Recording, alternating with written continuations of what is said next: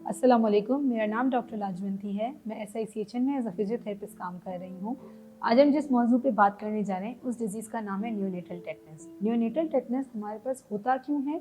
ये किसी एक स्पेसिफिक बैक्टीरिया की वजह से होता है और ये हमारे पास इन्फेक्शियस डिजीज़। ये डिजीज़ हमारे पास इन कुछ चंद वजूहात की वजह से पाई जाती है, जिनमें घरों में डिलीवरी होना, दाइयों के पास डिलीवरी करना, मैटरनल छोटी क्लिनिक्स पे डिलीवरी करना, जहाँ पे अनस्टेरिलाइज ऑब्जेक्ट्स का इस्तेमाल किया जाता है डिलीवरी के टाइम पे।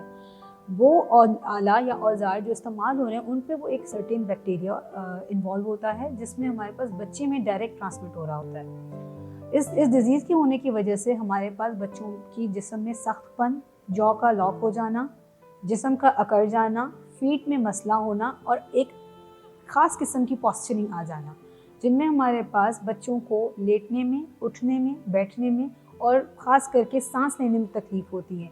सांस के मसल के साथ साथ हमारे पास जिस्म के बाकी सारे मसल भी इन्वॉल्व होना शुरू हो जाते हैं, जिनमें बच्चों को बहुत मुश्किलें दरपेश आती हैं।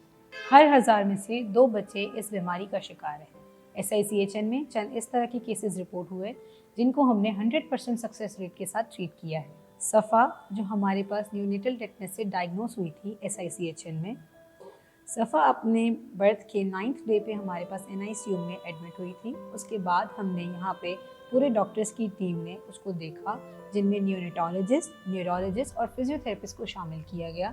हमारी मल्टीडिसिप्लिनरी अप्रोच के साथ सफ़ा में 100% रिजल्ट्स देखने को मिले। आज सफ़ा उन आम बच्चों की तरह ग्रो कर रही है और अपनी ज़िंदगी के वो तमाम काम कर रही है जो उसके लिए एक टाइम पे डिलेड थे, जिनमें उठना, बैठना, चलना और चलने की कोशिश करना सब शामिल है। हम उससे देख के अंदाज़ा लगा ही नहीं सकते कि वो एक इतनी बड़ी बीमारी से निकल चुकी है। इस बीमारी से बचा कैसे जा सकता है? हमल के वक्त रेगुलर वैक्सीनेशन का चेक रखना और डिलीवरी के टाइम पे साफ़ सुथरे औजार का और आले का इस्तेमाल करना। सफाई का खास ख्याल भी इस बीमारी से बचने में आपकी मदद कर सकता है। इसी के साथ खुद भी समझें और दूसरों को भी समझाएं। Be aware and educate.